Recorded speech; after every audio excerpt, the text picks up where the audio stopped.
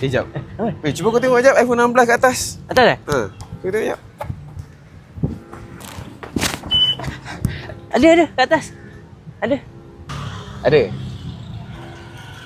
Ada bang kat atas. Ada. Oh, lah.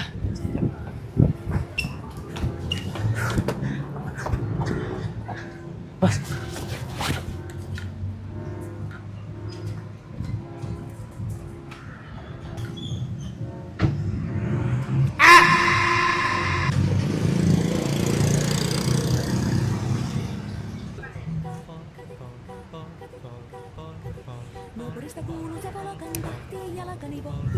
Ni iPhone 16.